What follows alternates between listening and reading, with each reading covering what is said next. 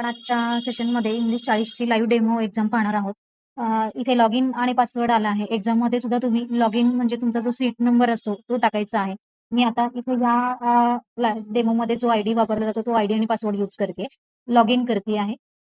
Log in केल्यानंतर सूचना पण दिसेल आणि ते लॉग इन आयडी पासवर्ड जेव्हा तुम्ही घालत असाल त्यावेळेस तुमचं नाव, तुमचं सगळं जे काही सब्जेक्ट असेल ते सगळं तुमच्या समोर येऊन जाईल तुमची इन्फॉर्मेशन. ते सुद्धा एकदा करेक्ट आहे की नाही वाचून घ्या. नंतर सूचना येतील आणि एक्झाम ही सुरुवात होईल. एवढंच की एक्झाममध्ये 3 मिनिटाचा ट्रायल पॅसेज आहे. तो 3 मिनिटाचा ट्रायल पॅसेज संपला की तुमची एक्झाम आहे ती चालू होईल. पहिला प्रश्न येतो तो म्हणजे ईमेलचा. ईमेल कसा करायचा आहे ते आधीच्या सेशनमध्ये सुद्धा सांगितलंय. इथे सुद्धा सांगितलं जाईल. जो आपल्याला क्वेश्चन डाव्या साईडला येतोय तो ॲज इट इज बघून आपल्याला उजव्या साईडला जी आन्सर शीट येते त्याच्यामध्ये टाइप करायचा आहे. मेल 2 मधला ऍड्रेस इथे मेल 2 मध्येच यायला पाहिजे. सीसी मधला ऍड्रेस सीसी मध्येच यायला पाहिजे. चुकूनही सीसीचा ऍड्रेस बीसीसी मध्ये आणि बीसीसीचा ऍड्रेस सीसी मध्ये नाही टाकायचा आपल्याला. मेल 2 मध्ये जो आयडी आहे तो आयडी टाकून घेऊ. हे पहा, चुकलं की तुम्ही बॅकस्पेस घेऊ शकता. आणि असं काही नाही की तुम्ही जर जास्त बॅकस्पेस यूज केलं तर तुमचे मार्क कट होतील. तर हा गैरसमज आहे. बॅकस्पेस हे तुमच्या सुविधेसाठी दिलेलं आहे, बॅकस्पेस आणि डिलीट. त्यामुळे तुम्ही कितीही बॅकस्पेस किंवा डिलीट यूज केले तरी पण चालतात. आता मेल 2 ज्यावेळेस झालं त्यावेळेस तुम्हाला काय करायचंय, अजिबात स्पेस न देता तर तुम्हाला डायरेक्ट सीसीच्या टॅबमध्ये यायचंय आणि त्याच्यामध्ये जी काही आयडी दिलेली असेल ती टाइप करायची. न चुकता टाइप करा. 5 मिनिटाचा वेळ आहे तुम्हाला ईमेल या प्रश्नासाठी उत्तर सोडवण्यासाठी. त्यामुळे काहीही गडबड करायची नाहीये. इथे पूर्ण 5 पैकी 5 मार्क मिळून जातात आपल्याला. इथे सुद्धा झाल्यानंतर स्पेस नाही द्यायचा आहे. आपल्याला बीसीसी मध्ये जो ऍड्रेस येईल, आयडी येईल तो टाकायचा आहे. आणि कुणीही हा आयडी कॅपिटलमध्ये टाकायचा नाहीये. स्मॉलमध्येच असतो आयडी आणि स्मॉलमध्येच टाइप करायचा आहे. तिथे जर स्पेलिंग चुकीची आली तर तुम्ही चुकीचंच टाइप करा. तिथं जसं दिसतंय तसंच टाइप करा. आता पहा, बीसीसी पण झालं. झाल्यानंतर स्पेस अजिबात नाही दिला. डायरेक्ट आपण मीटिंग याच्यामध्ये आलो, सब्जेक्टच्या याच्यामध्ये आलो आणि आपण टाइप करतो. हे पहा, इथं मीटिंगमध्ये सुद्धा पहिलं अक्षर त्यांनी कॅपिटल दिलेलं नाहीये. मग आपण ॲज इट इजच टाइप करायचंय आपण. आपल्याला काही तिथं कुठलं अक्षर कॅपिटल करायचंय का हे नाही करायचं आपल्याला. एंडिंग नंतर त्यांनी फुल स्टॉप दिले, फुल स्टॉप टाइप करा. आता मेसेज बॉक्स आहे. मेसेज बॉक्समध्ये जो काही मेसेज आहे तो टाइप करून घ्या. एवढंच की डिलीट दाबलं जात नाही. डिलीट कधी दाबलं जातं हे पहा, तुमचं जर कर्सर शब्दांच्या आधी आहे तर तुम्ही इथे डिलीट दाबा. हे पहा, असं डिलीट यूज करता येतं. आणि बॅकस्पेस कधी यूज करता येतं, त्यावेळेस कर्सर शब्दांच्या नंतर कर्सर असं त्यावेळेस तुम्हाला बॅकस्पेस यूज करता येतं. अशा पद्धतीने आहे तो ह्याच्यामधला मॅटर. काय मेसेज बॉडी असेल त्याच्यामधला जो काही मेसेज आहे तो टाइप करून घ्या.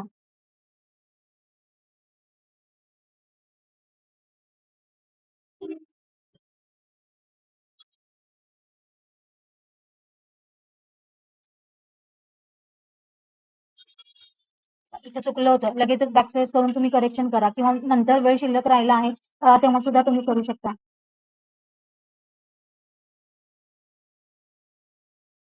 फुल स्टॉप झाला. इथे सुद्धा अजिबात आपल्याला स्पेस द्यायचा नाहीये. आता अटॅचमेंट कडे यायचं डायरेक्टली आणि अटॅच या पिनच्या चिन्हाला क्लिक करा. इथं जी अटॅचमेंट सांगितली आहे त्याच अटॅचमेंट वरती क्लिक करा. डिलिव्हरी डॉट एक्सएलएस अशी फाईल जोडायला सांगितली त्यामुळे तीच अटॅच करा. डॉट पीपीटी किंवा दुसऱ्या एक्सटेन्शनची फाईल चुकूनही जोडू नका. नाहीतर त्याचा 1 मार्क तुमच्याकडून कट होईल. आता इथे वर्क फाईल डॉट पीडीएफ ची सांगितली ती व्यवस्थित वाचा. कुठली अटॅचमेंट जोडायची ती बघा आणि मग सेकंड अटॅचमेंट मध्ये सुद्धा तीच आपल्याला अटॅच करायची.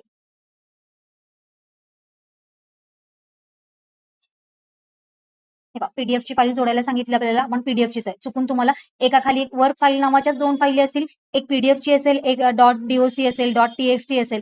तर एक्सटेन्शन नीट पहा कुठली जोडायची. चुकून गडबड आणि गडबड तर चुकूनही करू नका कारण का तुम्हाला पूर्ण 5 मिनिटाचा वेळ आहे. त्यामुळे व्यवस्थित कुठली फाईल जोडायची ती बरोबर पहा आणि सेंडला क्लिक करा. तुमचा हा ईमेलचा प्रश्न ऑटो सबमिट होणार आहे. त्यामुळे 5 मिनिटाच्या आधी हे तुम्हाला सबमिट करता येणार नाहीये. ओके झाल्यानंतर स्पीड पॅसेज येईल. स्पीड पॅसेजला टाइमर स्टार्ट होईल 15 सेकंड किंवा 30 सेकंदाचा जो काही असेल तो टाइमर स्टार्ट होईल. बोटांची पोझिशन रेडी पोझिशन मध्ये ठेवा आणि जो काही स्पीड मॅटर येतो तो टाइप करा. एकांची कमेंट होती की इंग्रजी 40 मध्ये मी 2 टॅब दिले तर ते चालतील का? तर 2 टॅब कुणालाही नाही चालणार. एकच टॅब आपल्याला स्पीड पॅसेजच्या जिथे आपल्याला पॅरेग्राफ स्टार्ट होतो तिथे आपल्याला द्यायचं. सुरुवातीला सुद्धा एकच टॅबने आपल्याला पॅसेज स्टार्ट करायचा आहे. चुकून जर तुम्ही दिला नाही पॅसेज स्टार्ट करताना तर वेळ नंतर शिल्लक राहिला असेल तर तुम्ही तिथे नंतर टॅब देऊ शकता. पॅसेज संपल्यानंतर तुम्हाला एकच एंटर देऊन आणि एक टॅब द्यायचा आहे सेकंड पॅसेज स्टार्ट करताना. आणि जास्त करून झूम इन झूम आउट करायला जाऊ नका जेणेकरून तुम्हाला पॅसेजेस दिसणार नाही तिथे. जेवढी तुम्हाला गरज आहे झूम इन झूम आउटची तेवढ्याच लेव्हलवरती तुमचं झूमची पोझिशन ठेवा. शक्यतो तुम्हाला झूम तुम्हाला जास्त करावं लागणार नाही एक्झाममध्ये.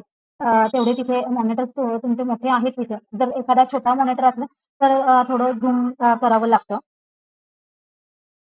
कॉमा नंतर आणि फुल स्टॉप नंतर आपल्याला एकच स्पेस द्यायचा आहे. आणि तुम्ही जर म्हणत असाल तर हे मॅटर आपल्याला ॲज इट इज टाइप करायचं आहे आणि एंटर समजा आपली ओळ इथे संपली तर आपल्याला असं एंटर घ्यायचं नाहीये. ते ऑटोमॅटिक ॲडजस्ट होतं. ऑटोमॅटिक ओळ खाली जाते. त्यामुळे लाईन टू लाईन तर आपल्याला अजिबात टाइप करायचं नाहीये मॅटर.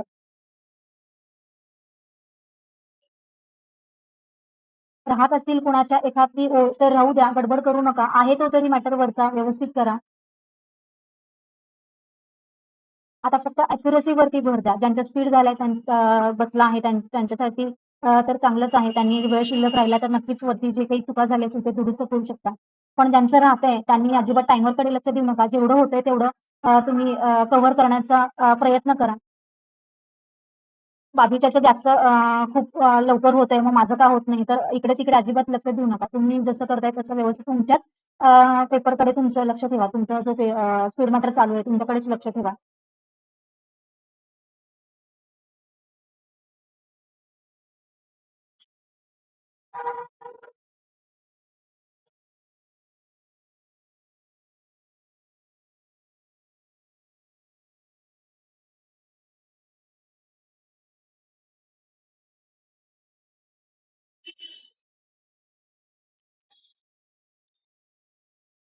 ओळ काढायला जाऊ नका चुकून एखादी. एक्झाममध्ये एखादी ओळ अशी असू शकते की वर्डिंग जरा रिपीटेड होतात. मग त्यामुळे जरा मॅटरकडे व्यवस्थित लक्ष द्या. ते पहा आता इथं पॅसेज संपला, एंटर करा आणि एक टॅब द्या. पहिला शब्द कॅपिटल करायचा असो, तो कॅपिटल करा.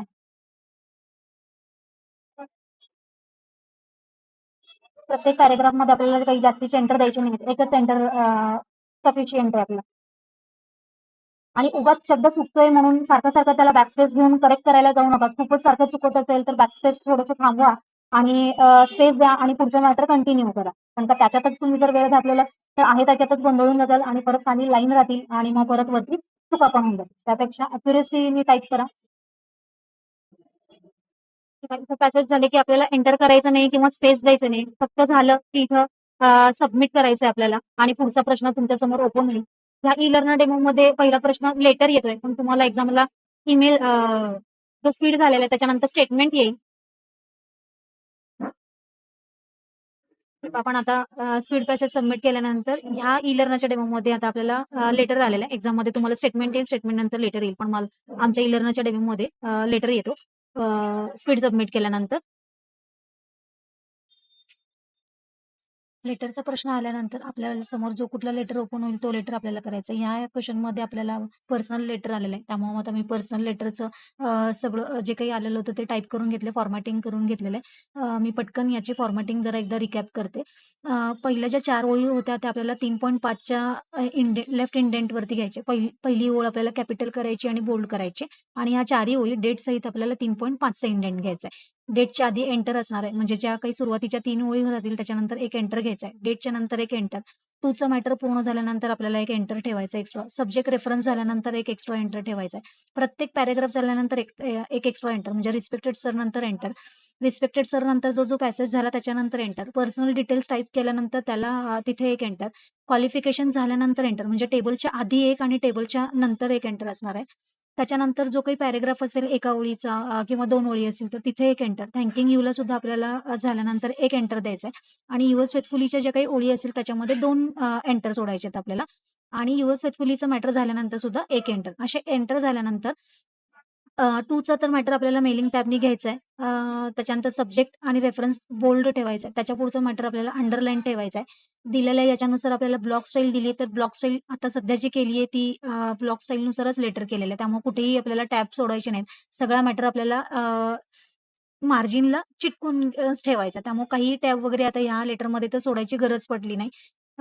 त्याच्यानंतर पॅराग्राफला जस्टिफाय, पर्सनल डिटेल्सला आपण बोल्ड, सेंटर आणि अंडरलाईन करायची. त्याच्यामध्ये जे काही कंटेंट्स आहेत नेम कोलन, ऍड्रेस कोलन आणि झाल्या लास्टला क्वालिफिकेशनचं कोलन ह्या सगळ्यांना कोलन सहित बोल्ड करायचं आहे. कोलनच्या आधी 3 टॅब यायला पाहिजेत, कोलन नंतर 1 टॅब यायला पाहिजे. अशा पद्धतीने सगळं टाइप करून घ्यायचं. टेबल सिलेक्ट करायचा आहे. पूर्ण टेबल सेंटरला अलाइनमेंट करून घ्यायची आणि टेबलची पहिली हेडिंग बोल्ड करायची आणि शेवटची सूचना वाचायची आहे. कॉम्प्लिमेंटरी क्लोज राइट हँड साइडला सांगितलंय. त्यामुळं ज्या काही कॉम्प्लिमेंटरी क्लोजमध्ये जे काही ओळी येतील यूज फेथफुलीचं मॅटर येईल, त्या सगळ्या ओळी सिलेक्ट करायच्या. कमीत कमी 2 येतात, जास्तीत जास्त 3 येतात. तर त्या सगळ्या सिलेक्ट करायच्या. 3.5च्या इंडेंटवरती घेऊन जायचं आपल्याला, माऊस ड्रॅग करायचा आणि सेंटरला घ्यायचं आहे. जर आपल्याला लेफ्ट साइडला सांगितलं तर हे थँकिंग यूच्या इथे खालीच यायला पाहिजे. आपण नोटीसप्रमाणे आपल्याला सगळ्या सूचना व्यवस्थित करून झालेल्या आहेत. हेडिंग शुड बी आपण राइट साइडला घेतली आहे. नेम कॅपिटलमध्ये घेतलंय. ॲड्रेस ऑफ द ॲड्रेस हे आपण ब्लॉकमध्ये केले आहेत. पॅराग्राफ ब्लॉकमध्ये केलेत. कॉम्प्लिमेंटरी क्लोज पण आपण राइट हँड साइडला घेतलेलं आहे. म्हणजे सांगितलेल्या पद्धतीने सूचनेनुसार आपलं सगळं लेटर झालेलं आहे. आपण आता स्टेटमेंट करून घेऊयात. हे आन्सर सबमिट केलं की स्टेटमेंट येईल. ई-लर्नरच्या डेमोमध्ये स्टेटमेंट येतो. पण एक्झामला मात्र आधी स्टेटमेंट येईल, नंतर लेटर येईल. आलेलं स्टेटमेंट आपण टाइप करून घेतलेलं आहे. स्टेटमेंटचं फॉर्मॅटिंग पण एक पटकन बघूयात. आपल्याला स्टेटमेंट इंग्लिश 30चं सुद्धा, मराठी 30चं सुद्धा, इंग्लिश 30-40 सगळ्या यांचं स्टेटमेंट आपल्याला B3 पासूनच सुरुवात करायची आहे. फक्त 50 आणि 60चं बॅलन्स शीट असतं, त्यामुळे त्याची पद्धत वेगळी आहे. पण इंग्लिश 30, मराठी 30, इंग्लिश 40, मराठी 40 ह्या सगळ्यांनी आपण B3 पासूनच स्टेटमेंटची सुरुवात करायची आहे. टाइप करत असतानाच तुम्ही Bची विड्थ पहिल्यांदा वाढवायची आहे. त्याच्यानंतर सीची विड्थ अशा पद्धतीने थोडीशी जास्त मोठी करून घ्यायची. डीची जेवढे डॉट्स बसतील तेवढे कमी करायचे. पण एकदमच चिटकून नाही ठेवायची. थोडीफार वाढवून घ्यायची. ची मात्र 4 कॉलम सिलेक्ट करून एकत्रितच आपल्याला विड्थ त्याची वाढवून घ्यायची. जेवढे आकडे बसेल अशी विड्थ हे करून घ्यायची. त्याच्यानंतर B3 पासून ते आपल्याला Hपर्यंतचे आपले कॉलम्स आहेत याच्यामध्ये, ह्या स्टेटमेंटमध्ये. त्यामुळे B3 ते H3 हा डाटा सिलेक्ट व्हायला पाहिजे. होममध्ये त्याला पहिलं मर्ज एंड सेंटर आपल्याला करायचंय, बोल्ड करायचंय आणि फॉन्टची साईज आपल्याला 16 करून घ्यायची आणि अंडरलाईन, बोल्ड, अंडरलाईन, फॉन्टची 16 साईज 16 आणि मर्ज एंड सेंटर व्हायला पाहिजे. त्याच्या खालची हेडिंग जी आहे ती B4 पासून ते H4 आहे. माऊसचा वापर जर नाही केला तर तुम्ही कीबोर्डवरनं एरो कीजनी शिफ्ट पकडून एरो कीनी वापर केला तरी पण चालेल. त्याचे काही तुम्हाला मार्क कट होणार नाहीयेत किंवा तुम्ही ते सिलेक्ट केल्यानंतर ते सिलेक्शन करण्यासाठी आपल्याला आहेत. त्याच्यामध्ये मर्ज एंड सेंटरमध्ये त्याला मर्ज अक्रॉस वापरायचा आहे आणि आपल्याला त्याची अलाइनमेंट उजव्या साईडला घ्यायची आहे. त्याच्यानंतर सीरियल नंबर आणि त्याच्या खालचं मॅटर मर्ज एंड सेंटर व्हायला पाहिजे. त्याच्या पुढचा जो कॉलममध्ये सी कॉलममध्ये जो मॅटर आहे, सेलमध्ये जे लिहिलेलं आहे C5 मध्ये त्याच्या बाजूचा सेल आणि त्याच्या खालचे 2 सेल सिलेक्ट व्हायला पाहिजे. ते आपल्याला मर्ज एंड सेंटर करून घ्यायचे आहेत. E5 मध्ये आपण जो काही टाइप केला मॅटर तो आणि त्याच्या बाजूचा F6 तो मर्ज एंड सेंटर व्हायला पाहिजे. जी मध्ये जे टाइप केलं G5 आणि H5 हे दोन्ही सिलेक्ट व्हायला पाहिजे आणि ते मर्ज एंड सेंटर व्हायला पाहिजे. त्याच्यानंतर आपण लगेचच जी टेबलची मेन हेडिंग आहे, सबटायटल ते सगळे सिलेक्ट करून घ्यायचे. म्हणजे सीरियल नंबर, जे पर्टिक्युलर्स आहेत, अ, ते कॉलम सिलेक्ट करून घ्या. त्याला बोल्ड करून घ्या. सेंटरची अलाइनमेंट आधी केलेली ती काढून टाकायची आणि मग पुन्हा एकदा सिलेक्ट करायचं. ते सेंटर होऊन जाईल आणि तिथं लगेचच आपल्याला त्याला ऑल बॉर्डर करून घ्यायचं त्याच सिलेक्शनमध्ये. त्याच्यानंतर टेबलचा खालचा मॅटर आपल्याला सिलेक्ट करून घ्यायचा आहे. मी आता सूचनेनुसार खाली जे आन्सर्स काढायला सांगितले होते ते काढून घेतलेले आहेत. टेबलचा खालचा मॅटर सिलेक्ट करायचा आहे. त्याला आपल्याला आउटसाइड बॉर्डर पहिल्यांदा देऊन घ्यायची आहे. त्याच्यानंतर सी आणि डी हे 2च कॉलम आपल्याला सिलेक्ट करायचे. याला सुद्धा आपल्याला आउटसाइडची बॉर्डर देऊन घ्यायची.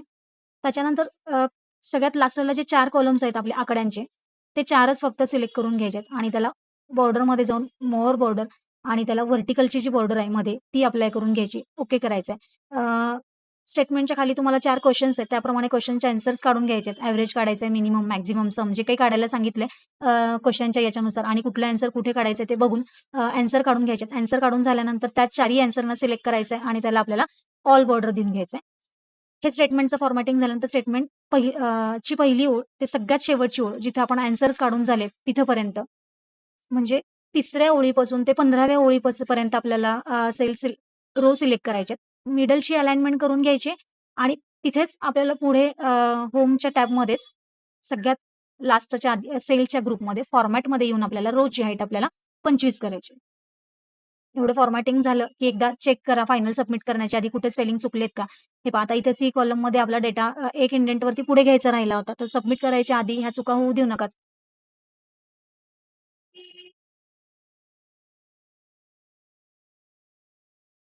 इथे ना अलाइनमेंटच्या ग्रुपमध्ये आपल्याला तो त्या सी मधला जो कंटेंट आहे तो आपल्याला एक इंडेंट पुढे सरकवायचा आहे. त्यामुळे इन्क्रीज इंडेंटचा एकदाच बटन दाबा, एक टॅब पुढे सरकेल आणि सीरियल नंबर जे सांगितलं होतं आधी फिल ऑप्शनमधून सांगितला होता, तर फिल ऑप्शन न वापरता 1 आणि 2 आधीच्या एका व्हिडिओमध्ये सांगितलंय.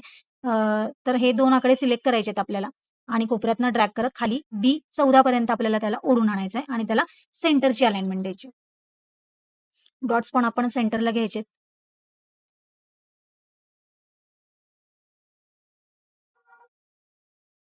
इथे चुकून कुठल्यातरी बॉर्डर्स अप्लाय झाल्यात. नो बॉर्डर केलं तरी पण चालतं त्याला. जर अशा जर बॉर्डर लागला, नो बॉर्डर करा आणि पुन्हा तिथे आउटसाइडची बॉर्डर देऊन घ्या. अशा पद्धतीने आपलं स्टेटमेंट झाल्यानंतर सबमिट करायचंय आणि ऑब्जेक्टिव्हचा पेपर येईल सगळ्यांना, तो सॉल्व्ह करून घ्यायचा. ऑब्जेक्टिव्हमध्ये सगळ्यांना 25 प्रश्न असतील. 25 मिनिटासाठी असेल. एक प्रश्नाला 1 मिनिट जरी वेळ दिला गेला, तरी आपल्या 25 मिनिटामध्ये 25 प्रश्न व्यवस्थित सॉल्व्ह होतात. इंग्लिशवाल्यांना बाय डिफॉल्ट इंग्लिश क्वेश्चन येतील. तुम्हाला जर लँग्वेज बदलायची असेल, इंग्लिशचं मराठी करायचं असेल, तर तुम्ही मराठीमध्ये घेऊ शकता, हिंदीमध्ये घेऊ शकता. जे काही घ्यायचं असेल तुम्ही तो क्वेश्चन नीट व्यवस्थित वाचा, त्याचा व्यवस्थित ॲन्सर द्या. मी आता पटापट क्लिक करून सगळे 25 क्वेश्चन सॉल्व्ह करून घेते इथे. नेक्स्ट केलं की तुम्हाला पुढचा क्वेशन ओपन होईल आणि पुन्हा क्वेशन तो इंग्लिशमध्येच येईल आणि परत जर बदलायचा असेल तर तुम्ही लँग्वेज चेंज करून घ्यायचंय. अशा पद्धतीने 25वा प्रश्न डायरेक्ट सुद्धा आपल्याला घेता येतो. अधून-मधून जर सॉल्व्ह करायचे असेल, तर अधून-मधून पण आपल्याला क्वेशन्स घेता येतात. मी आता डायरेक्ट 25वा प्रश्न घेते आणि इथं संपवते. अशा पद्धतीने तुमची एक्झाम असेल फायनल आणि लास्टच्या क्वेशनच्या वेळेसच तुम्हाला तिथे सबमिटचं बटन दिसेल. मध्ये-मध्ये क्वेशन्स राहिले असेल, तर तुम्ही एकदा चेकआउट करून घेऊ शकता. कुठलं राहिलंय का आणि कुठलं सबमिट केलंय. तर प्रिव्हियस क्वेशन सुद्धा तुम्ही घेऊ शकता आणि फायनल झाल्यानंतर फायनल तिथे तुमचा आन्सर सबमिट करू शकता. हे झालं की तुमची परीक्षा संपेल आणि रिझल्ट मात्र तुम्हाला 1.5 महिन्यांनी अनाउन्स होईल. पण 1.5 महिन्याच्या आधी तुम्हाला नेक्स्ट मंथमध्ये तुमच्या स्पीड पॅसेजची फोटो कॉपी किंवा स्पीड पॅसेजचे आन्सर्स दिले जातील आणि त्याच्यानंतर तुमच्या एम-सी-क्यूच्या ज्या आन्सर कीज असतील त्या पण तुम्हाला स्पीड मॅटर नंतर मिळून जातील. अशा पद्धतीने तुमचा इंग्लिश 40ची एक्झाम होऊन जाईल.